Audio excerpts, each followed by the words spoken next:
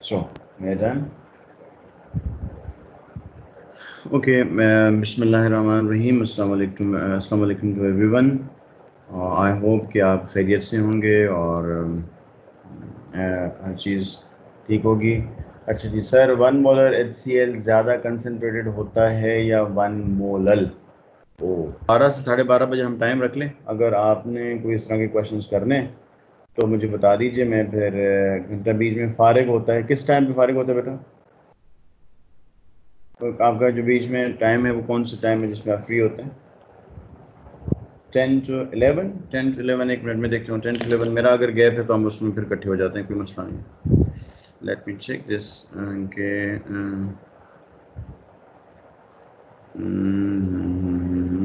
10 to 11 मेरा gap है या नहीं।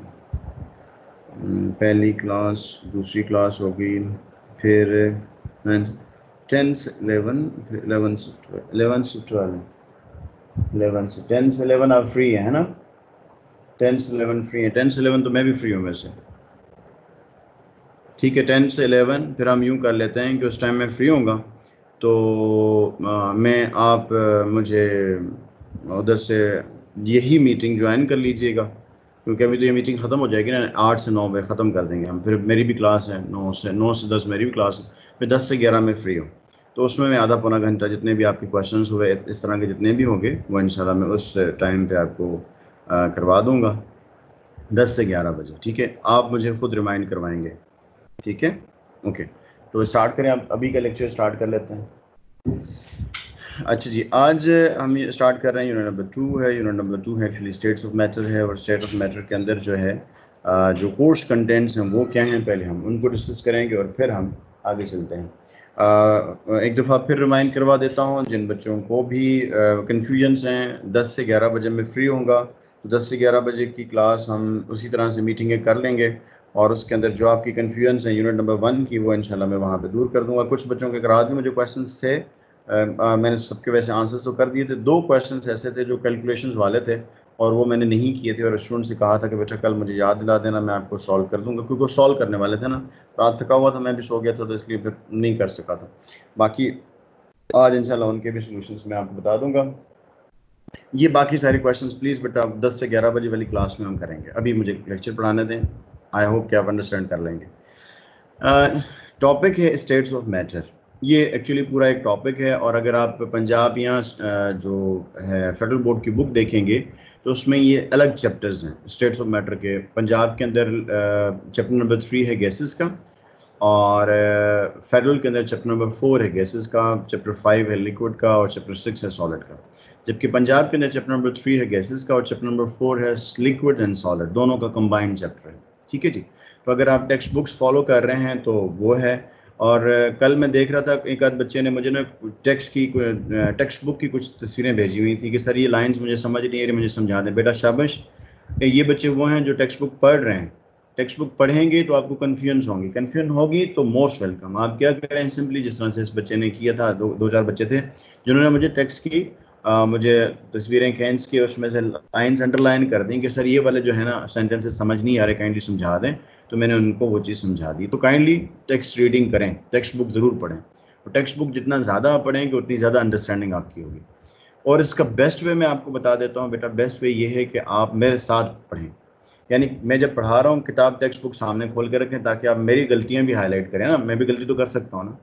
और दूसरा फ़ायदा ये होगा कि आपको टेक्स्ट बुक की लैंग्वेज उस वक्त अच्छी समझ आ रही होगी जब मैं आपके साथ साथ चल रहे होंगे, हम दोनों जब साथ साथ पढ़ रहे होंगे ना, तो कुछ आप समझा देंगे, कुछ मैं समझा दूंगा, तो मिलकर काम चल जाएगा। Right, okay. सो ओके, सो अच्छा जी, कोर्स कंटेंट्स के अंदर स्टेट्स ऑफ मैटर के अंदर जो टॉपिक है पहला ये है गैसेस स्टेट। अब गैसेस स्टेट देखिए, इसके अंदर सिर्फ यूएचएस ने 2 टॉपिक दे दिए बस, gases state, general gas equation. अब गैसेस स्टेट में क्या है, क्या कुछ है, क्या कुछ नहीं करना, क्या करना है, और डायरेक्टली फिर गैस जनरल गैस इक्वेशन आ गई। तो इसके अंदर जो हम पढ़ेंगे उसके अंदर ऑलमोस्ट सारा चैप्टर है जो कि हमने कवर करना है। कुछ एक आध चीज़ें हैं जिनको मैं छुड़वा दूंगा, वो यूएसएस के प्रीवियस सिलेबस में भी नहीं थी, और जो 2019 का सिलेबस था उसमें भी उसके क्वेश्चंस नहीं थे। तो इसलिए उनको हम छोड़ देंगे जो कॉमन है। बाकी इसके अलावा जो इंपॉर्टेंट चीज़ें हैं इस चैप्टर की वो सारी मैं सारे तकरीबन चैप्टर करवा दूंगा। मास बाय प्लाज्मा स्टेज या इस तरह की जो चीज़ें हैं वो इसमें नहीं है। हाँ, बाकी लिक्विड स्टेट में आप देख सकते हैं कि इवैपोरेशन है, वेपर प्रेशर है, बॉइलिंग है, स्ट्रक्चर ऑफ आइस है, ये सारी चीज़ें तकरीबन लिक्विड का भी पूरा पोर्शन इसमें कवर हो जाता है। फिर है सॉलिड का, अगर आप देखेंगे तो सॉलिड में है lattice structure of crystalline solid. Crystalline solids का लेटिस स्ट्रक्चर, यानी इसमें भी क्रिस्टलाइन सॉलिड सारे के सारे आ जाते हैं। तो सॉलिड्स की भी तकरीबन सारी चीज़ें हम इसके अंदर डिस्कस कर लेंगे। अभी हम स्टार्ट कर ले जा रहे हैं। सबसे पहला जो है, इससे पहले कि हम किसी एक गैस स्टेट को डिस्कस करें, ये एक जो है जनरल सी मैंने आपके सामने एक है पिक्चर दी हुई है। इसमें जो है डिफरेंट स्टेट्स ऑफ मैटर हैं, जिसमें सॉलिड है, लिक्विड है, गैस है और प्लाज्मा है। ठीक है जी।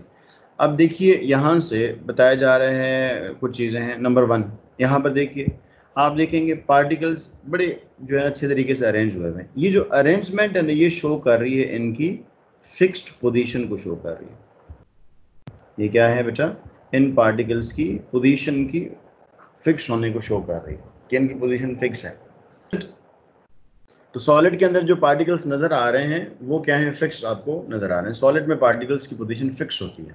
अभी तक मैंने ये लफ्ज नहीं इस्तेमाल किया कि अरेंजमेंट क्या होती है, क्योंकि अरेंजमेंट टोटली डिफरेंट चीज़ है, उसको मैं डिस्कस करूंगा। मगर अभी हम क्या कर रहे हैं, सिर्फ ये बता रहे हैं कि क्या है, पोजीशन फिक्स है एटम्स की, पार्टिकल्स की पोजीशन फिक्स है।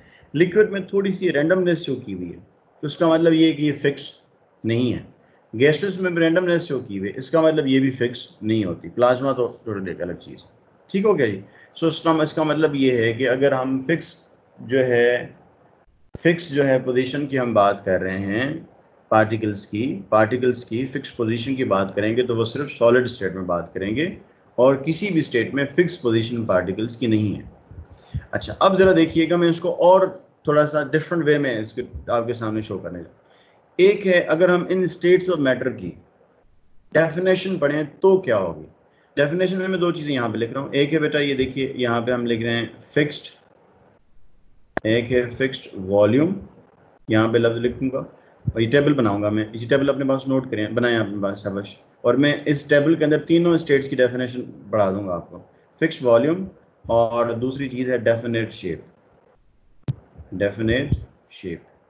अब है गैस, लिक्विड और सॉलिड। बताइए, फिक्स्ड वॉल्यूम होता है? नो। डेफिनेट शेप है? नो। तो state of matter having no fixed volume and no definite shape is known as gaseous state. Clear? Definition gaseous state की। Then it is a liquid state. Fixed volume होता है? हाँ होता है। Shape fixed होती है? No. The state of matter having fixed volume and no definite shape is called as liquid state.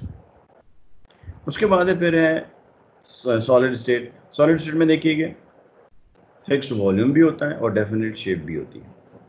So by this way आपने क्या किया है, आपने उनको जो है इनकी जो मतलब डेफिनेशंस हैं वो यहाँ पर क्लियर कर दी, एंड बहुत ही कम्प्रिहेंसिव वे में आपने इनको डिफाइन कर दिया है। ये टेबल अपने पास नोट कीजिएगा, अभी और बहुत सारी बातें आएंगी। अच्छा, ठीक हो गया जी। अगला पॉइंट, ये जो कर्व, ये सॉरी जो है ये लाइन जो है, ये एरो जो है, ये किसको शो कर रही है? देखिए, ये बताया हुआ है कि इंक्रीजिंग एनर्जी। और what do you mean by energy? इधर जो हम बात करें एनर्जी, वो हम काइनेटिक एनर्जी की ऑफ कोर्स बात करेंगे कि जो है जैसे से, यानी इसका मतलब ये कि लोवेस्ट काइनेटिक एनर्जी जिस स्टेट ऑफ मैटर में होती है वो सॉलिड स्टेट, फिर उसके बाद लिक्विड स्टेट है, फिर गैस स्टेट है, फिर प्लाज्मा स्टेट। प्लाज्मा स्टेट का जो है फिक्स वॉल्यूम नहीं होता प्लाज्मा स्टेट के ऊपर। ये देखिए शो नहीं कर रहा, देखिए प्लाज्मा स्टेट को तो मैंने डिस्कस किया ही नहीं है ना। Plasma state is totally different thing. उसको हम नॉर्मल जो बाकी स्टेट्स ऑफ मैटर हैं उसके अकॉर्डिंगली उसको हम डिस्कस नहीं कर सकते। उसको मैं अभी बताता हूँ, मैं अभी लाइन पे ही हूँ, अभी मैं इस स्लाइड पे ही हूँ। स्लाइड के अंदर प्लाज्मा को एक्सप्लेन करके फिर जाऊँगा। अच्छा,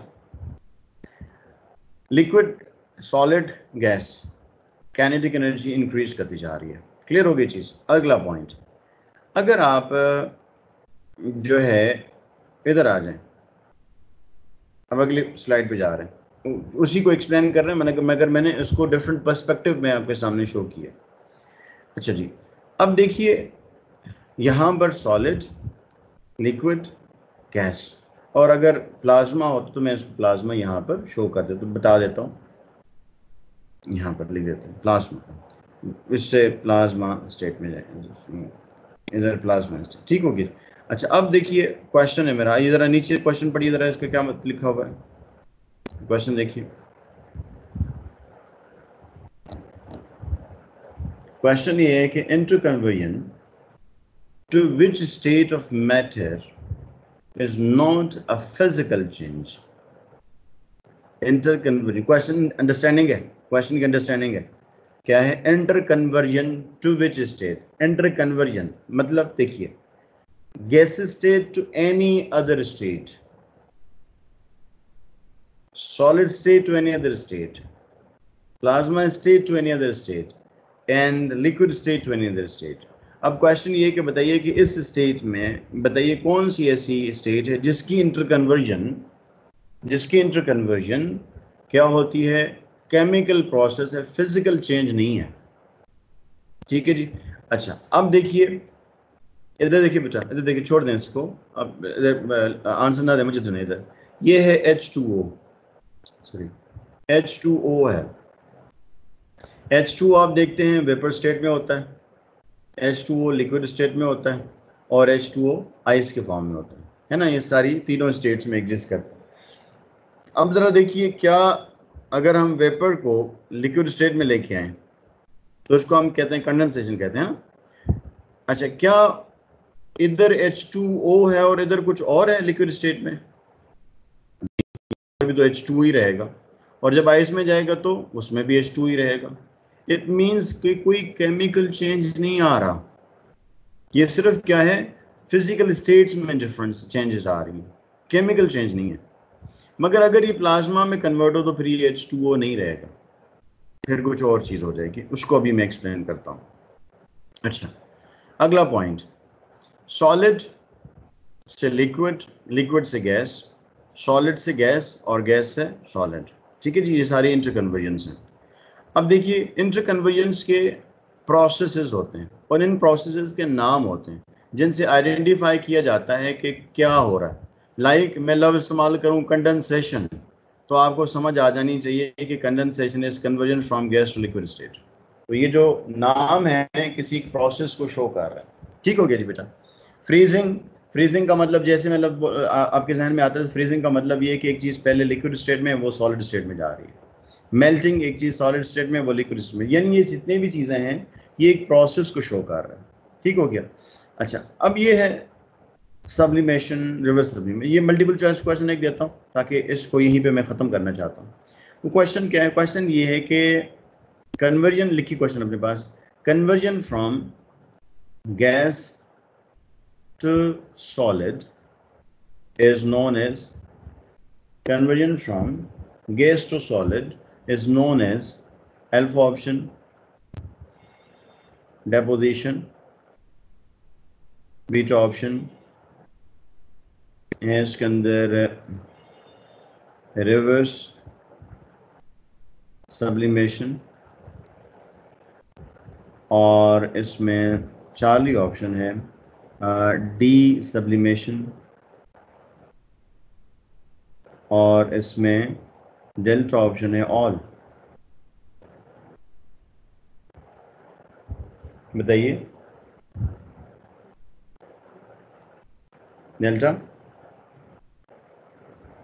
गैस टू सॉलिड क्या है, ऑल है, किसी ने बीटा भी कहा है, beta delta, beta delta, beta delta, बेटा इट इज ऑल, सारे ये रिवर्स सब्लिमेशन, डेपोजिशन डिपॉजिट करना, और डी सब्लिमेशन, ये सारे के सारे एक ही प्रोसेस को शो करते हैं, and that process is conversion of a gas into solid directly. बेटा जिस बच्चे ने ऑल जवाब दिया ना, ये बेटा पैटर्न गलत है, आप डेल्टा ऑप्शन दो। ऑल आप जब आंसर देते हो ना, जब आप उधर फाइनल टेस्ट होगा ना, तो आप वहाँ पे भी ऑप्शन में जाके आप ऑल ढूंढते रहोगे या इस तरह के ऑप्शन ढूंढोगे जब आप फिल करते हो ना, इसलिए आप डायरेक्टली वो अल्फ़ाबेट बोला करें, अल्फ़ा, बीटा, चार्ली, डेल्टा जो भी हो वो बोला करें, ताकि आपके जहन उसी तरफ रहे, ठीक है, ओके। अच्छा ये बातें सारी क्लियर हो गई। अगली स्टेज पे अब जाते हैं। अगली स्टेज पे है, अभी मैंने सवाल का जवाब नहीं दिया, अब ज़हनों में रखिएगा, मैं इससे अगली स्टेज पे जाऊंगा। अच्छा, नेक्स्ट क्या है? नेक्स्ट ये है कि ये हमने बात की थी कि इधर है प्लाज्मा। जब आप किसी भी गैसेस स्टेट से प्लाज्मा स्टेट में आपने जाना है, प्लाज्मा स्टेट में जाने के लिए क्या होना चाहिए? पहले गैसेस स्टेट का होना ज़रूरी है, यस और नो? या आप किसी भी स्टेट से प्लाज्मा स्टेट में कन्वर्ट हो सकते हैं डायरेक्टली, सॉलिड से डायरेक्टली प्लाज्मा स्टेट में जा सकते हैं, यस और नो? या लिक्विड से डायरेक्टली प्लाज्मा में जा सकते हैं, यस और नो? नो, नहीं, कभी भी नहीं जा सकते। ज़रूरी है कि पहले गैस स्टेट हो, गैस स्टेट होगी तो आप प्लाज्मा में जा सकते हैं। उसकी रीज़न मैं अभी बताता हूँ। अब अगला पॉइंट सुनेंगे, और कीजिएगा, मैं चीज़ें आप आस्ते आस्ते समेटते जा रहा हूँ। सॉलिड से गैस जाएंगे तो प्रोसेस क्या कहलाया? सब्लिमेशन। सॉलिड से लिक्विड में जाएं, प्रोसेस क्या कहलाया? मेल्टिंग। लिक्विड से गैस में गया, प्रोसेस क्या कहलाया? वेपराइजेशन। मतलब सारी ठीक है। ये जो जब गैस से प्लाज्मा में जाते हैं, इस प्रोसेस को क्या कहते हैं? गैस से प्लाज्मा में जाएं, व्हाट इज दिस प्रोसेस? इस प्रोसेस को शाबाश आयोनाइजेशन कहते हैं। इस प्रोसेस को हम आयोनाइजेशन का प्रोसेस कहते हैं, जिसमें आप गैस को प्लाज्मा में कन्वर्ट करते हैं। अब आप मुझे बताएंगे, क्या आयोनाइजेशन लिक्विड की हो सकती है या सॉलिड की हो सकती है? आयोनाइजेशन नहीं हो सकती, शाबाश। तो इसलिए इसके लिए ज़रूरी है कि क्या हो? गैस स्टेट हो। क्लियर हो गया पॉइंट? अगला पॉइंट, अगली स्टेज। शाबाश, माशाल्लाह, बड़ा अच्छा पार्टिसिपेट भी कर रहे हैं, बड़ा अच्छा रिस्पांस भी दे रहे हैं, शाबाश। अच्छा, अगली स्टेज। बेटा साथ साथ रहेंगे प्लीज़, आंखें खोल के बैठें, अदरवाइज मेरी मेहनत ज़ाया हो जाएगी। अच्छा, अगला पॉइंट है, ये है alpha option, beta option, Charlie option, delta option. Which of the following is not a physical change? Question है, which of the following is not a physical change? Delta, शाबाश। अब जो है आयोनाइजेशन, अब बात क्लियर हो गई। अब बात क्लियर अगर हो गई तो अब इस क्वेश्चन का आंसर आपको सबको क्लियर हो गया, इट इज प्लाज्मा। ठीक है ना बेटा? क्लियर हो गई चीज? क्लियर हो गया ना चीज कि हमने इसमें आ गया। अब अगला पॉइंट, जिस तरह से सॉलिड गैस में जा रही थी तो सॉरी लिक्विड में जा रहा है, तो फिर लिक्विड भी सॉलिड में आ सकता है। सॉलिड अगर लिक्विड में जाता है तो उस प्रोसेस को मेल्टिंग कहते हैं, और अगर लिक्विड सॉलिड में चला जाए तो उस प्रोसेस को फ्रीजिंग कहते हैं। लिक्विड गैस में जाए तो उसको वेपराइजेशन कहते हैं, और गैस अगर लिक्विड में जाए तो उसको कंडेंसेशन कहते हैं। गैस अगर प्लाज्मा में जाए तो उसको आयोनाइजेशन कहते हैं, और अगर प्लाज्मा गैस में जाए तो उस प्रोसेस को क्या कहेंगे? और अगर प्लाज्मा गैस में जाए तो उस प्रोसेस को क्या कहते हैं? बेटा आपने कहा रिपीट कर दिया, मुझे थोड़ा सा बता दिया करें किस पॉइंट को रिपीट करें, मैंने बहुत कुछ बोल दिया है। अच्छा, मुझे बताइए कि आयोनाइजेशन गैस से प्लाज्मा थी, तो अगर प्लाज्मा से गैस में जाए तो इस प्रोसेस को क्या कहते हैं? शाबाश, डी आयोनाइजेशन कहेंगे इसे। शाबाश, it is deionisation process. ये डी आयोनाइजेशन का प्रोसेस है। ठीक है जी। Not possible, it is a chemical change. नहीं बेटा, it is possible, deionisation. मैं अभी आपको बताता हूँ कि ये कैसे पॉसिबल है। ये क्लियर हो गया ना चीज़ कि जब आप किसी भी गैस में से इलेक्ट्रॉन को रिमूव करते हैं तो प्लाज्मा बन जाता है ना, इलेक्ट्रॉन से अलग कर दें, और अगर इलेक्ट्रॉन से ऐड कर दें तो फिर वो प्लाज्मा से गैस में चला जाएगा, फिर न्यूट्रॉन इलेक्ट्रॉन से ऐड हो किए जा सकते हैं। तो इस तरह से this process is deionisation. So अब ये दोनों जो इंटर कन्वर्जन्स हैं, गैस से प्लाज्मा और प्लाज्मा से gas, these both are these both are these both are these both are chemical changes. These both are chemical changes, ionisation या deionisation. ठीक है बेटा, बात क्लियर हो गई कि गैस से प्लाज्मा, प्लाज्मा से गैस, ये जो इंटर कन्वर्जन है, ये दोनों इंटर कन्वर्जन्स केमिकल हैं। अच्छा, अब आपके सवालों पे मैं आ जाता हूँ। आपने क्वेश्चन लिखा है कि नॉट अ फिजिकल चेंज वाला क्वेश्चन दोबारा समझा दें। अच्छा ठीक है, समझाया तो बेटा। वाटर लिक्विड है और वाटर तो आयोनाइज हो सकता है। वाटर कैसे आयोनाइज हो जाता है? वो आयोनाइज ऐसे होता है बेटा, वो आयोनाइजेशन और है। उसको हम एक्चुअली आयोनाइजेशन नहीं कहते, वो एक्चुअली ये है डिसोसिएशन है एक्चुअली। या आप शायद इस बात में फंस गए हो कि ये H positive plus OH negative, आप इस बात में, ये डिसोसिएशन है बेटा, ये आयोनाइजेशन नहीं है। या आयोनाइज फॉर्म में जाना, ये भी डिसोसिएशन का प्रोसेस है। जो यहाँ पर हम आयोनाइजेशन की बात कर रहे हैं वो है लॉस ऑफ इलेक्ट्रॉन्स। यहाँ पर कहीं पे भी इलेक्ट्रॉन्स लॉस नहीं हो रहा है। मेरा ख्याल है आपको बात क्लियर हो गई है ना। अच्छा, दूसरा बच्चे ने सवाल किया कि सर ये जो है ना, जो आपने बताया कि ये फिजिकल चेंजेस नहीं है, ये वाली दोनों आयोनाइजेशन और डी आयोनाइजेशन, तो ये कैसे फिजिकल चेंजेस नहीं है और ये बाकी सारी फिजिकल चेंजेस कैसे हैं? तो मैंने इसके लिए बताया, देखिए बेटा, अब वापस इसलिए मैं वापस जाता हूँ पुरानी स्लाइड पे, आए जरा इधर देखें, इनके इस क्वेश्चन को रिपीट कर देता हूँ, बड़ा क्लियरली यहाँ पर आते हैं। यहाँ पर देखिए, फॉर एग्जाम्पल ये एग्जाम्पल है, समझें कि ये एक हाइड्रोजन का मॉलिक्यूल है, ये एक, this one is molecule of hydrogen, ये सॉलिड स्टेट में हाइड्रोजन का मॉलिक्यूल, सारे इस तरह से वेल अरेंज्ड। लिक्विड स्टेट में हाइड्रोजन आगे तो इस तरह से बिहेव कर रहे हैं, गैसेज स्टेट में ये आगे तो इस तरह से बिहेव कर रहे हैं। अब जब हम गैसेज स्टेट से प्लाज्मा में उसे लेके जाएंगे ना बेटा, तो हमें क्या करना पड़ता है, टेम्परेचर बहुत हाई रखना पड़ता है। और इसकी सादा मिसाल है सन, कितना हाई टेम्परेचर, तो वहाँ पर ये सारा प्रोसेस चल रहा होता है। तो अब क्या होता है, टेम्परेचर जब बहुत हाई कर देंगे ना, क्या होगा, मॉलिक्यूल में से इसके पहले तो हो गया एटम में कन्वर्ट होगा, फिर उसमें से क्या होगा, माइनस हो जाएगा इलेक्ट्रॉन, इलेक्ट्रॉन निकल जाएगा। इलेक्ट्रॉन निकल के कहीं बाहर नहीं जाएगा, वो इधर ही पड़े हुए हैं। देखिए ये नेगेटिवली चार्ज इलेक्ट्रॉन्स हैं जो कि यहाँ पर अवेलेबल हैं, इनके ऊपर एक के ऊपर ये जो है पॉजिटिवली चार्ज हैं, कोई नेगेटिवली चार्ज इलेक्ट्रॉन्स, इस तरह से पॉजिटिव नेगेटिव चार्जेस शो हो रही हैं। तो ये जो है प्लाज्मा स्टेट की कंपोजिशन बनती है कि प्लाज्मा स्टेट की कंपोजिशन के अंदर क्या होता है कि न्यूट्रल एटम्स भी हो सकते हैं, मुमकिन है, और इलेक्ट्रॉन्स भी हो सकते हैं। इलेक्ट्रॉन्स होंगे, नेगेटिव आयंस नहीं होंगे। क्यों? क्योंकि इलेक्ट्रॉन्स कहीं ऐड नहीं तो नहीं ना हो रहे, ये हैं क्या, इलेक्ट्रॉन्स हैं।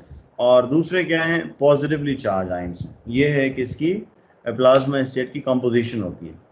क्या क्या होता है प्लाज्मा स्टेट में, एक होते हैं न्यूट्रल पार्टिकल्स भी होते हैं, इलेक्ट्रॉन्स भी होते हैं, और पॉजिटिवली चार्ज आयंस भी होते हैं।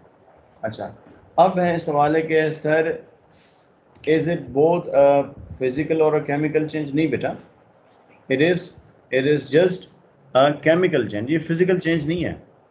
अच्छा, उसके बाद नेचुरली सबसे ज़्यादा कौन सी स्टेट सबसे ज़्यादा, अच्छा सब्र करो, अभी ये बहुत बड़ी बात है, इसके ऊपर अभी आते हैं। ये बात क्लियर होगी, मेरे साथ रहें बेटा, मेरे साथ। मैं आपके जो आपके सवाल किए ना आपने, आपके मैं सारे सवालों के जवाब दूंगा, और वैसे ही लेक्चर का पार्ट होते हैं, इसलिए पहले मुझे सुना करें, आपके क्वेश्चन इंशाल्लाह हो जाएंगे। अगली स्टेज पे चलते हैं। अगला पॉइंट यहाँ पर, ये अभी एक पॉइंट रहता है यहाँ पर, वो पॉइंट क्या है, वो ये है कि देखिए ये जो है ये जो जितने भी एरोज हैं जो कि इस तरफ जा रहे हैं, इस तरफ जितने भी एरोज हैं जो कि फ्रॉम लेफ्ट टू राइट जा रहे हैं, जितने भी एरोज हैं, these are all endothermic processes. Multiple choice question है ये, आपको मेरा ख्याल समझ आ गई मेरी बात की। ये सारे के सारे एंडोथर्मिक प्रोसेसेस हैं। जबकि जो एरोज इस तरफ आ रहे हैं, इस तरफ डायरेक्शन है एरोज की, these are all exothermic processes, these are all exothermic process. तो मल्टीपल चॉइस क्वेश्चन बनता है इसका, ठीक है जी। सबसे, और बेटा आपस में गप्पे मत लगाओ, मुझसे बात करो, मैं जवाब, मुझसे सवाल कर रहा है, आप मुझे जवाब देने दें, आप मत दें, आप मुझे सुने बस। ये बेटा मेरी बात समझ आ गई आपको कि ये इसका एमसीक्यू बनता है, और बड़ा इंपॉर्टेंट एमसीक्यू है ये, कि इसमें से क्वेश्चन आता है, बताइए कि इनमें से कौन सा जो है वो है,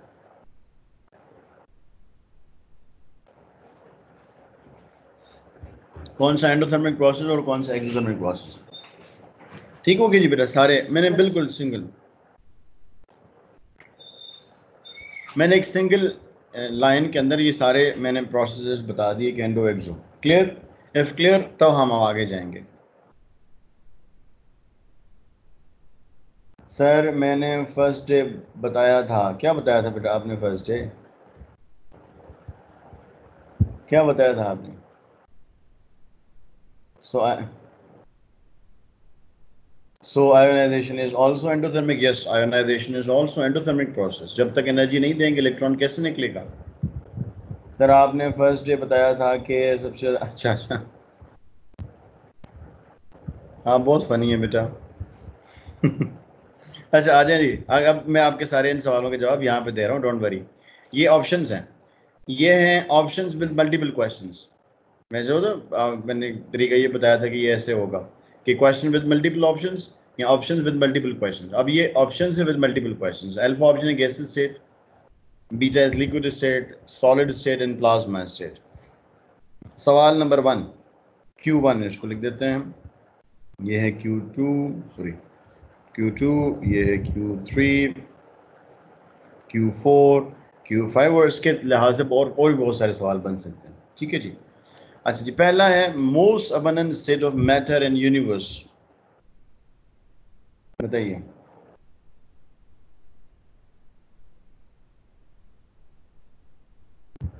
पहले क्वेश्चन 1 का आंसर देंगे सारे सारे के सारे, पहले क्वेश्चन नंबर 1 का आंसर, फिर आगे जाएंगे।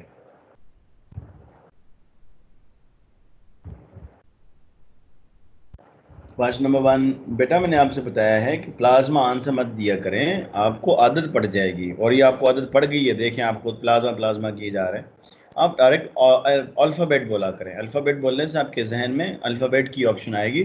जब आप फाइनल टेस्ट की अटैम्प्ट कर रहे होंगे ना, तब भी आपको अल्फ़ाबेट की ऑप्शन आ रही होगी। तो इसलिए अल्फ़ाबेट आंसर किया करें, उसके सामने एक लिखा क्या हुआ, लिखने की ज़रूरत नहीं है। अच्छा जी, question number 1 answer is delta. अच्छा चलें, agreed, question number 1 answer is delta. Question number 2, question number 2 ये लिखा हुआ है ना, इससे पहले मैं एक और क्वेश्चन वैसे में लिख देता हूँ, ये एरो के साथ क्वेश्चन है, इसका आप जवाब, least abundant state of matter in universe बताएं कौन सी है। Least abundant state of matter in universe बताएं कौन सी है। क्वेश्चन नंबर 2 नहीं दिया, क्वेश्चन नंबर 2 पे आया ही नहीं है, छोड़ दो फिलहाल क्वेश्चन नंबर 2 को। क्वेश्चन नंबर 2 और क्वेश्चन नंबर 1 के दरमियान एक क्वेश्चन है, least abundant state of matter in.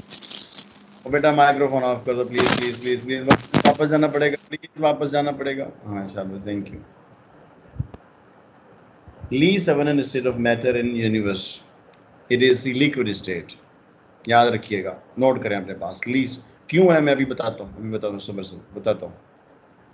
फिर क्वेश्चन नंबर 2 आ जाए, most abundant state of matter on earth. Question number 2, question number 2, most abundant state of matter on earth. Earth के ऊपर मोस्ट अबंडेंट स्टेट मैटर कौन सी, beta.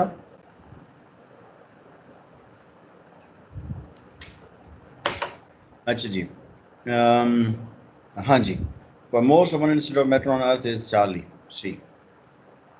अच्छा उसके बाद less common state of matter, less common state of matter. Question number 3, Q3, Q3, Q3 is B, liquid state. Q3 is B, 3 is B, 3 is B, B सारे B कहेंगे, फिर तो change कर दो।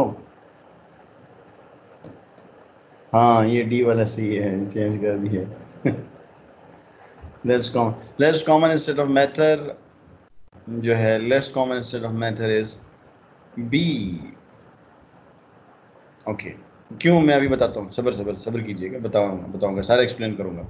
Question number 4, state of matter which shows maximum compressibility. Compressibility means, compressibility का मतलब है कि प्रेशर इंक्रीज करें तो उसका रिस्पांस सबसे ज़्यादा स्टेट कौन सी शो करेगी। Gas state alpha, okay it is alpha, okay. और simplest state of matter, simplest state of matter is again gas state. क्यों है मैं भी इसको एक्सप्लेन कर देता हूँ। इसके अलावा बेतहाशा और क्वेश्चन बन सकते हैं। लाइक मैं सवाल करता हूँ, बताएं डिफ्यूजन का प्रोसेस कौन सी स्टेट, प्लाज्मा को निकाल दें क्योंकि प्लाज्मा निकाल दें, प्लाज्मा की जगह बेशक और लिख दें। बताएं डिफ्यूजन का प्रोसेस कौन सी स्टेट शो करती है, विच state of matter shows diffusion.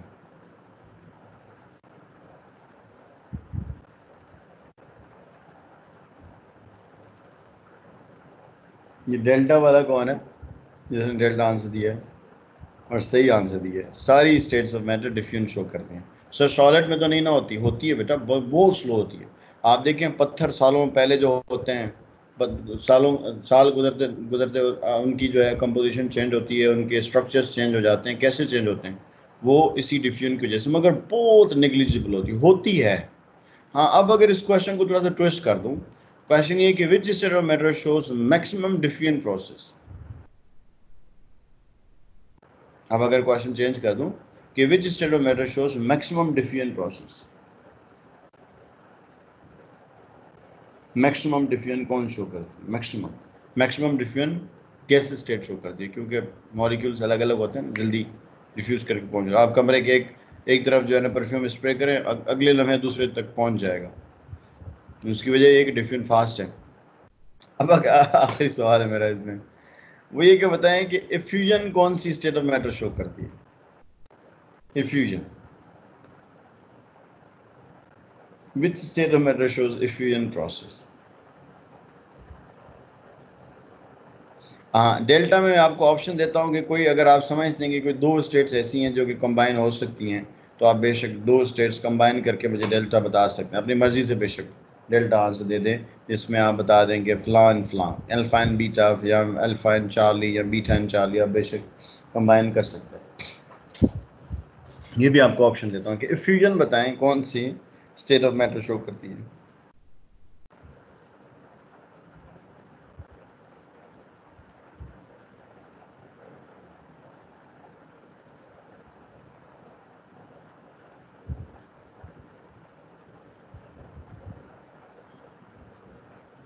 Effusion बताइए कि कौन सी स्टेट ऑफ मैटर शो करती है। ऑल सारे शो करती हैं? नहीं, effusion only gases. Gas effusion, क्योंकि क्या होता है कि स्मॉल पिन होल से पास करना होता है ना, तो लिक्विड भी नहीं कर सकता, सॉलिड भी नहीं कर सकते, it is only gas state A. Clear? अच्छा, अब आए थोड़ा सा इनके ऊपर जो सवाल किए हमने, इनको एक्सप्लेन करते हैं। आई नो बहुत सारे आपको स्टूडेंट, आपको कन्फ्यूजन होगी। आते हैं, पहला है, देखिए जी, कहा गया most abundant state of matter in universe. ये तो आपको पता है कि जो प्लाज्मा स्टेट होती है वो मोस्ट अबंडेंट स्टेट होती है पूरी यूनिवर्स के अंदर, अर्थ को छोड़ देना, बाकी वैसे आप ओवरऑल देखें यूनिवर्स में प्लाज्मा सबसे ज़्यादा है। इसी में हमने कहा था दूसरा जो है most abundant state of matter on अर्थ। अब कुछ बच्चों ने जवाब दिया लिक्विड स्टेट, और लिक्विड स्टेट इस सेंस में दिया होगा इन स्टूडेंट्स ने कि सर हम सुनते हैं कि 3 हिस्सा पानी और बाकी सारा का सारा खुश्की है, तो उसका मतलब ये कि 3 हिस्सा पानी होने का मतलब ये कि पानी ज़्यादा है, यानी लिक्विड स्टेट ज़्यादा है।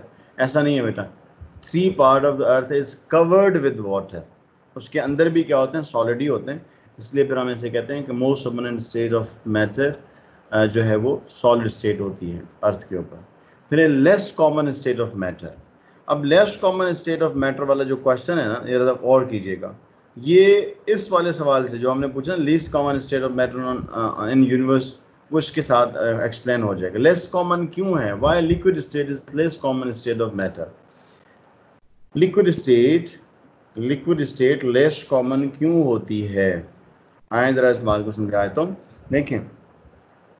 उसकी रीज़न ये होती है कि लिक्विड स्टेट एग्जिस्ट इन, लिखें स्टेटमेंट, हाँ लिखें शाबाश, मेरी तरफ क्यों देख रहे हो, लिखो शाबाश। हाँ, लिक्विड स्टेट को हम कहते हैं it exist in narrow range of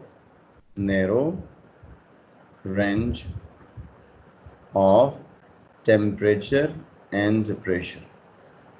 temperature और प्रेशर के जो है रेंज जो होती है जिसमें ये स्टेट एग्जिस्ट करती है वो बहुत नैरो होती है।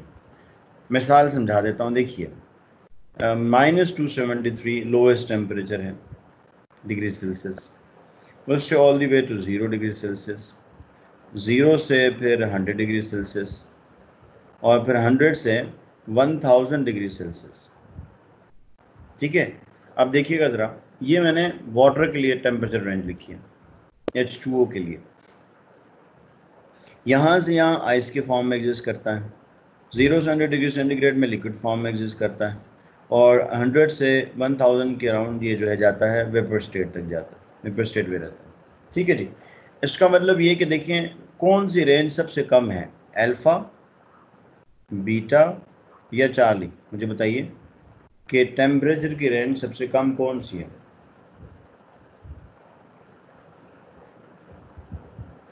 बेटा एटमॉस्फेयर खाली हमारे ज़मीन के अराउंड ही है ना, जो गैसेस हैं वो ज़मीन के अराउंड ही है ना, उसकी रेंज भी कितनी है, एटमॉस्फेयर की आपको पता है ना रेंज कितनी है, तो वो उतनी तो बड़ी नहीं है ना रेंज होती, तो इसलिए हम उसको नहीं इतना कहेंगे।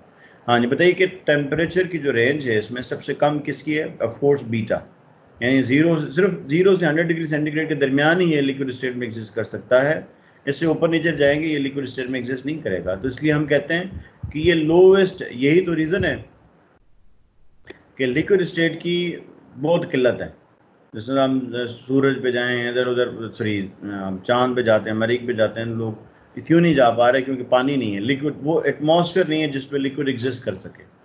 तो इस लिहाज से फिर कहा जाता है कि ये जो स्टेट ऑफ मैटर, ये less common state of matter है जो कि यूनिवर्स में भी होती है।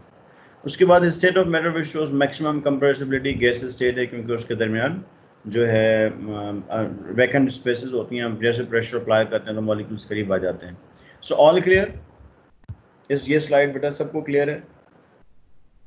-273 बेटा, -273 लोएस्ट टेम्परेचर है, उसकी बात कर रहा है। बट सर बुक में है कि it operates in liquid in liquid effusion and diffusion, क्या है? बट सर बुक में है it operates in liquid effusion and diffusion. Effusion नहीं होती बेटा, इफ्यूजन नहीं होती। इफ्यूजन का जो प्रोसेस है, देखिए इफ्यूजन होती है स्मॉल पिन होल से मॉलिक्यूल 1 बाय 1 एस्केप करे। इफ्यूजन का जो प्रोसेस होता है वो इस तरह से है, अगर ये कंपार्टमेंट है ना, देखिए ये कंपार्टमेंट ये इस तरह से है और small pin hole, small pin hole, और इसमें से मॉलिक्यूल के लिए शर्त क्या है कि 1 बाय 1 एस्केप करे। यूं लिक्विड स्टेट में तो मॉलिक्यूल अकेला होता ही नहीं है, ये तो इतनी फोर्सेस होती हैं, अकेला कैसे मूव करेगा? इफ्यूजन लिक्विड स्टेट में नहीं होती। अच्छा, उसके बाद है, क्लियर हो गया इफ्यूजन वाला पॉइंट आपको? अच्छा सर, एयर तो सॉलिड और लिक्विड दोनों के अराउंड है अर्थ के ऊपर। एयर तो सॉलिड और लिक्विड दोनों के अराउंड है, मगर इसकी क्वांटिटी इतनी ज़्यादा नहीं है ना बेटा, इतनी क्वांटिटी नहीं है। आप अर्थ का वॉल्यूम देखें और उसके अंदर जो पार्ट मैस है वो देखें, उसके मुकाबले में जो उसका मैस है वो कम है, इतना ज़्यादा नहीं है। मोस्ट अबंडेंट गैस नहीं हो सकता, नहीं हो सकता, नहीं है। किताब में भी लिखा हुआ है, आप किताब चैप्टर नंबर 3 खोलेंगे, सबसे पहली वाली चीज़ें, पहला जो पैराग्राफ है चैप्टर नंबर 3 पंजाब की बुक में, यही चीज़ लिखा हुआ है। लीस्ट स्टेट ऑफ मैटर कौन सी है बेटा? Least abundant state of matter है लिक्विड स्टेट। रेंज की बात नहीं क्लियर हुई बेटा। देखिए हर स्टेट एक ख़ास टेम्परेचर और प्रेशर की रेंज में एग्जिस्ट करती है। जिस तरह से पानी की बात करें ना, सॉलिड, तो ये 0 से ऊपर सॉलिड आइस के फॉर्म में एग्जिस्ट नहीं कर सकता। 0 डिग्री सेंटीग्रेड है ना, 0 डिग्री सेंटीग्रेड जैसे ऊपर आएंगे, जितना भी पानी है, जितनी बर्फ़ हो, सारी की सारी पिघल जाएगी। ठीक है ना? क्यों? क्योंकि वो ये उसके लिए एग्जिस्ट करने की जो है टेम्परेचर नहीं है। अगर आप चाहते हैं ना कि वाटर लिक्विड सॉलिड स्टेट में एग्जिस्ट करे, तो उसके लिए टेम्परेचर माइनस में रखना पड़ेगा आपको, तब वो सॉलिड स्टेट में रहेगा, अदरवाइज नहीं रह सकता। फिर इस तरह से आप 100 डिग्री सेंटीग्रेड तक पहुंच गए और कहें कि पानी फिर भी लिक्विड स्टेट में रह नहीं रह सकता। आप जैसे 100 डिग्री सेंटीग्रेड पहुंचेंगे, वो आस्ते आस्ते निकलना शुरू हो जाएगा और एक सारी तरह पानी ऑपरेट कर जाएगा। क्यों? क्योंकि उसके लिए वो रेंज ही नहीं है, वो टेम्परेचर ही नहीं है जिसके ऊपर वो एग्जिस्ट करे। तो इसका मतलब ये कि 0 से 100 की रेंज रहेगी तो पानी एग्जिस्ट लिक्विड स्टेट में कर सकता है, अदरवाइज नहीं कर सकता। तो ये इसको हम कहते हैं रेंज ऑफ टेम्परेचर जिसमें एक स्टेट एग्जिस्ट करती है। आई होप आपको क्लियर हो गया। सर ये टेम्परेचर के अकॉर्डिंग था, प्रेशर के अकॉर्डिंग भी एग्जाम्पल दे दें? हाँ, प्रेशर देखें, प्रेशर आप समझ नहीं पाएंगे क्योंकि प्रेशर टेम्परेचर से एसोसिएटेड होता है, जो कि आपने टॉपिक पढ़ा है लिक्विफेक्शन ऑफ गैसेस, तो वहाँ पर ये चीज़ है। मैं उसकी डिटेल में जाना नहीं चाह रहा क्योंकि उसकी डिटेल लंबी है, क्योंकि उसमें क्रिटिकल कॉन्स्टेंट्स को एक्सप्लेन करना पड़ता है, तो इसलिए हम बताते हैं। नॉर्मली वैसे भी आपको बताता हूँ कि प्रेशर जिस तरह से ना हम बताते हैं STP, तो हमें स्टैंडर्ड टेम्परेचर एंड प्रेशर, तो उसके लिए प्रेशर की कंडीशन ज़रूरी होती है। मगर मैंने प्रेशर की कंडीशन इसलिए एक्सप्लेन नहीं की कि प्रेशर को फिर दोबारा उसी तरह से टेम्परेचर की तरह फिर हमें डिटेल से एक्सप्लेन करना पड़ेगा कि प्रेशर का इफेक्ट क्या होता है, जो इसलिए मैं उसकी डिटेल में नहीं जा रहा, उसको छोड़ दें। बाकी टेम्परेचर अगर आपको उसमें डिटेल्स जाननी हो तो बाद में मुझे आप टेक्स्ट कर दीजिएगा, मैं उसको डिटेल मतलब पूरी क्लास की मैं उसको करने के लेके जा रहा हूँ, बहुत ज़्यादा डिटेल है सर।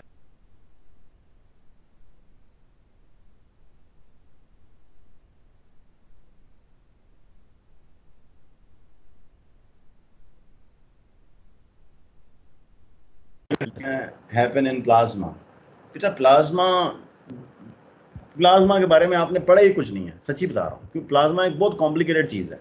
क्योंकि प्लाज्मा ये नॉर्मल जिस तरह से स्टेट्स है ना, इस तरह से नहीं है वो। आप सूरज की मिसाल ले लें, वहाँ पे किस तरह से, किस फॉर्म में प्लाज्मा एक्सिस्ट करता है, थोड़ा सा जहन में लाएंगे ना तो आपको क्लियर होगा कि नहीं, हम नॉर्मल स्टेट्स ऑफ मैटर की तरह प्लाज्मा को डील नहीं कर सकते हैं, उसके लिए डिफरेंट कंडीशंस हैं। अच्छा सर, डिफ्यूजन की definition, the movement of gas molecule from higher concentration to low concentration, so how the other states of matter. ओहो, पानी में इंक डालें बेटा, तो इंक का एक ड्रॉप होता है, तो आप थोड़ी देर बाद देखेंगे पूरे पानी में फैल नहीं जाएगा, तो उसमें कंसंट्रेशन ज़्यादा थी इंक की, और थोड़ी देर बाद पूरी पूरी कंसंट्रेशन पूरे ग्लास में फैल गई। सॉलिड में भी यही होता है, सॉलिड में भी ये होता है कि जहाँ पर कंसंट्रेटेड एक चीज़ होती है तो स्लो होता है बहुत, क्योंकि आप नज़र नहीं आएगा ना, लिक्विड में नज़र आ जाता है, गैसेस में नज़र आ जाता है, सॉलिड में नज़र नहीं आता, इसको सदियाँ लगती हैं एक चीज़ से दूसरी चीज़, मगर होती हैं। आप देते हैं जो स्टोन्स का स्ट्रक्चर चेंज होता है, कैसे चेंज होता है, इसी वजह से चेंज होता है। सर प्लाज्मा की बात रिपीट कर दें, मैंने बेटा प्लाज्मा को क्यों पकड़ के बैठ गए हो, प्लाज्मा हमारे सिलेबस का ऐसा नहीं है, नंबर वन। नंबर टू ये कि plasma is much complicated thing, कि प्लाज्मा के अंदर न्यूट्रल पार्टिकल्स भी होते हैं, प्लाज्मा के अंदर पॉजिटिव चार्ज पार्टिकल्स भी होते हैं, और उसके अलावा इलेक्ट्रॉन्स भी होते हैं। तो ये जो है कंपोजिशन है, और ये कंपोजिशन नॉर्मल जिस तरह से बाकी स्टेट ऑफ मैटर को हम स्टडी कर रहे होते हैं, देख रहे होते हैं, इस तरह से ये बिहेव नहीं करती। ये तो हाईली रिएक्टिव स्टेट होती है, जैसे ही कोई ऐसी चीज़ आए जिसके साथ ये इसका कंडीशंस बने तो ये मिनटों में रिएक्ट कर जाती है, क्योंकि इसमें चार्ज पार्टिकल्स है ना, फिर चार्ज पार्टिकल होने की वजह से इलेक्ट्रोमैग्नेटिक फील्ड को रिस्पॉन्स करती है। इसकी लंबी चीज़ें हैं, इसलिए इसमें मत पढ़ें। सर लीस्ट एवरेंट state of universe is liquid state बेटा, लिक्विड स्टेट, लिक्विड स्टेट। अच्छा सारी क्लियर होगी। फिफ्थ वन भी समझा दें, फिफ्थ वन का मुझे नहीं पता फिलहाल, और ना ही मैं इधर समझाऊंगा उसको, क्योंकि इधर उसकी सेंस नहीं बनती समझाने की। कोई आपके बुक में है कहीं पे बताया मुझे फिफ्थ स्टेट ऑफ मैटर। अच्छा आगे चलते हैं, अब हम स्टार्ट कर रहे हैं लिक्विड गैस स्टेट, और गैस स्टेट से पहला है ऑफ कोर्स हमारा जो टॉपिक है वो है यूनिट्स ऑफ प्रेशर। छोड़ दें हम पीछे पीछे वाली डिस्कशन छोड़ दें, हमने डिटेल से हर एक चीज़ की, मैंने तकरीबन 49 मिनट्स लगा दिए आपकी सिर्फ स्टेट्स को एक्सप्लेन करने में। अब आते हैं प्रेशर के यूनिट्स।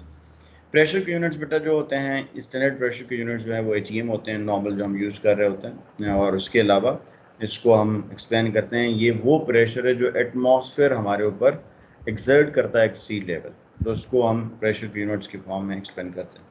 प्रेशर के यूनिट्स डिफाइन करना क्यों ज़रूरी होते हैं, क्योंकि प्रेशर गैस के अमाउंट को शो करता है।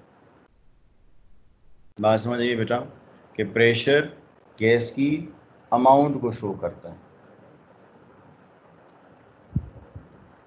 तो आप फिफ्थ क्वेश्चन वाला आंसर कर रहे थे, ओहो, फिफ्थ है simplest state of matter gas state होती है, क्योंकि उसके अंदर मॉलिक्यूल्स अलग अलग होते हैं। सिंपल है ना, अलग अलग हैं, अकेले अकेले होते हैं, उनको स्टडी करना बहुत आसान होता है, दैट्स व्हाई उसको सिंपलेस्ट स्टेट ऑफ मैटर कहा जाता है ना। बड़े सादा हैं आप भी, जिस तरह से स्टेट ऑफ मैटर सादी है, आप भी सादे हैं। क्लियर है ना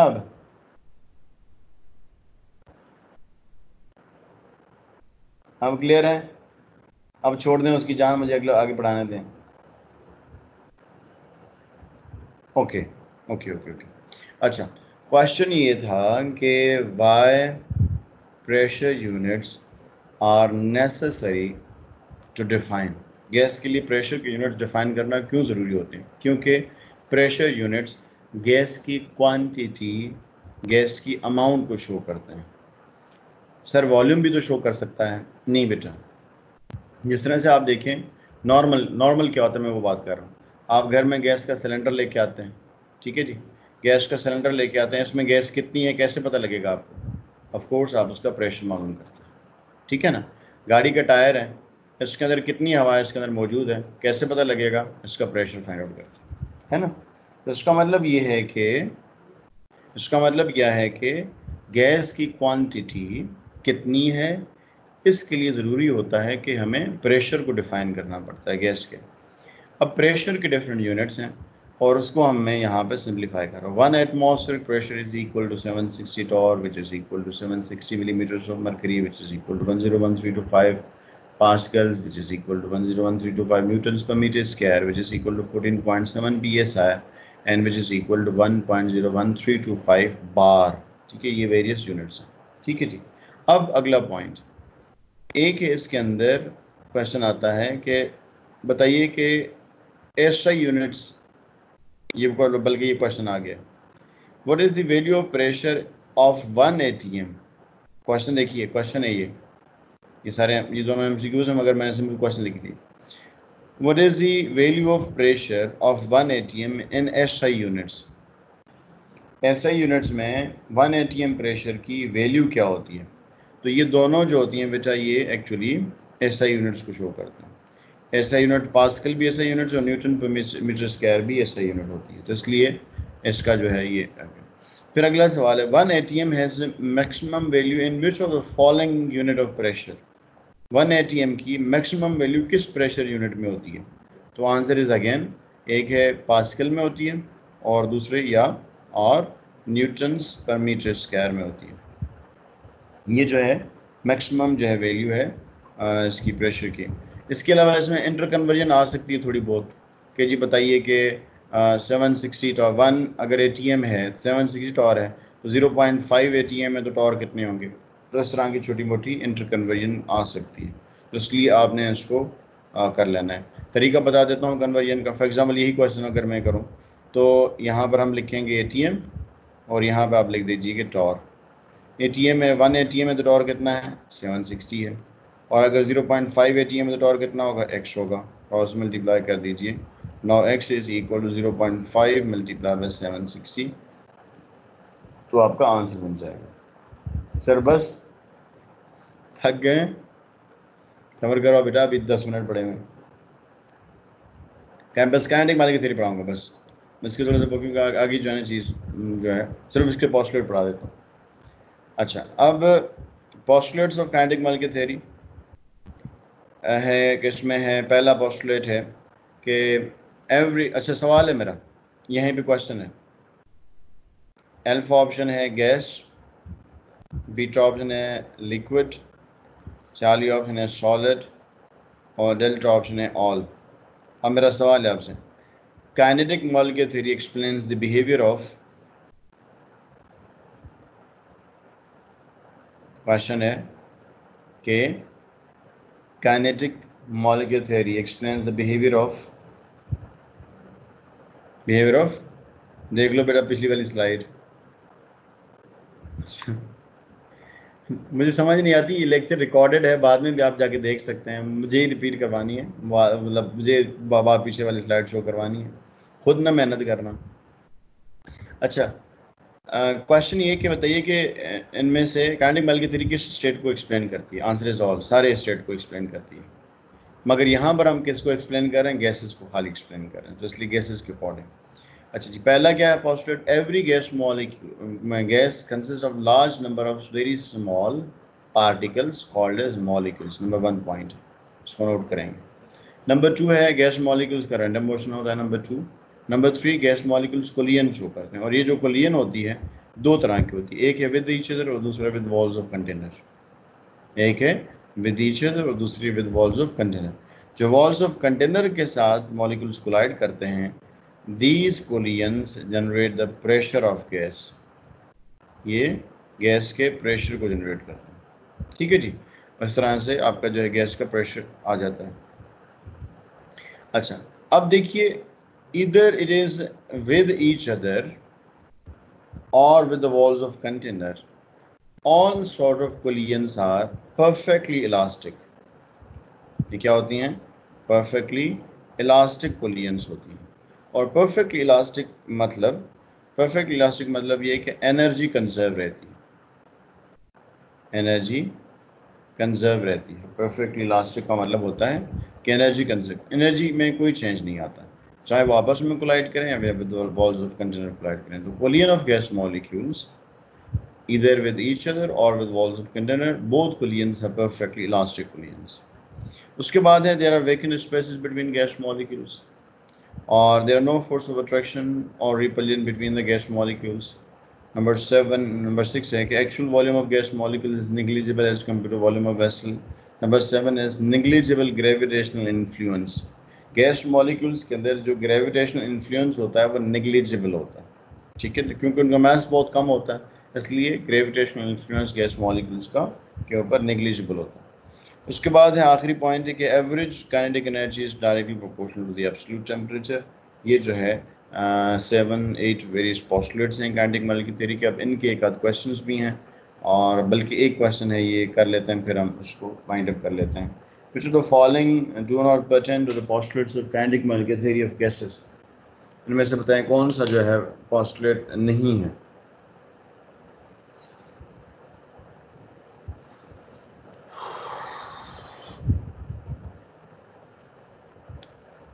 कौन सा पोस्टुलेट नहीं है इसमें से?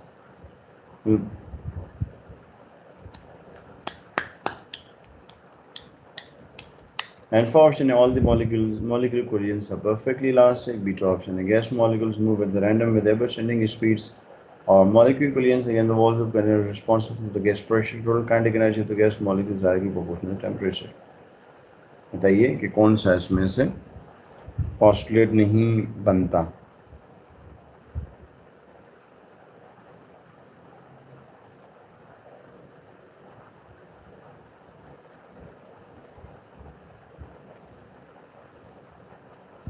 डेल्टा बंद हो गई सबकी बोलती। दो स्टूडेंट ने बस आंसर किया, 3 में।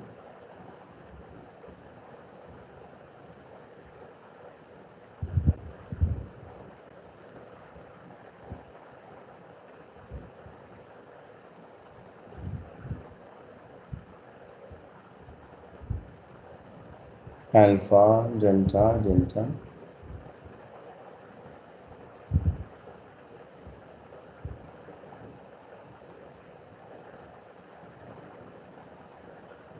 बोल दें।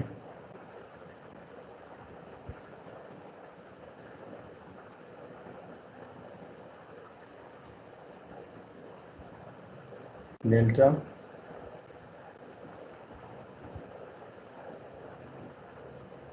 ओके, सही कह रहे हैं आप, डेल्टा है।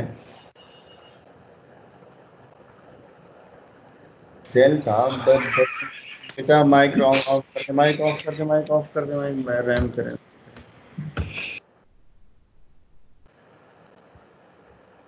अच्छा, ये है कि आपने क्या कहा बेटा कि but doesn't molecular collisions mean the collisions are only among the molecules and not with walls? क्या मुझे समझ नहीं आ रही। but doesn't molecular collision mean the molecular collision का मतलब तो यही होता है कि आपस में मॉलिक्यूलर कोलियन अगेन, बस उसमें मेंशन हुआ है ना बेटा, molecular collision against the walls mention हुआ है। अगर ना होता तो molecular collision with each other लफ्ज मेंशन होता। ये तो है ना, मॉलिक्यूलर कोलियन तो है ना, मॉलिक्यूल की जगह स्ट्राइक से जब स्ट्राइक करेगा तो मॉलिक्यूलर कोलियन है ना। तो हाँ जी, आते हैं आपके इसके ऊपर, क्वेश्चन को आंसर करते हैं। All the gas molecules are perfectly collisions are perfectly elastic, ठीक है ये। और gas molecules move with random with ever changing speed. Ever changing speed होती है, यानी चेंज होती है, जब इन्हें स्ट्राइक करेगा तो एनर्जी ट्रांसफ़र होती है, इसलिए उसकी अपनी चेंज हो जाती है, अगले की स्पीड बढ़ जाती है, तो एवर चेंजिंग स्पीड कहेंगे हम, ठीक है। अच्छा, उसके बाद है फिर molecular collisions again the walls are responsible gas pressure, ठीक है, ये भी स्टेटमेंट ठीक हो गई। अच्छा, टोटल काइनेटिक नहीं, टोटल नहीं होती, ये है एवरेज काइनेटिक एनर्जी। एवरेज और टोटल में डिफरेंस होता है। और फिर सिंपल टेम्परेचर लिखा हुआ है, इसको भी एब्सोल्यूट टेम्परेचर होना चाहिए था। ये दो स्टेटमेंट्स हैं, इसलिए ये जो है डेल्टा रॉन्ग है, ये गलत है। तो इस तरह से जो है यहाँ पे हम इसको वाइंड अप करते हैं। अगर आपके क्वेश्चंस हुए तो इंशाल्लाह हम 10 से 11 मिल रहे हैं। अगर उस वक्त आपकी कन्फ्यूजन होंगी कोई हो तो मुझे याद दिला दीजिएगा, वरना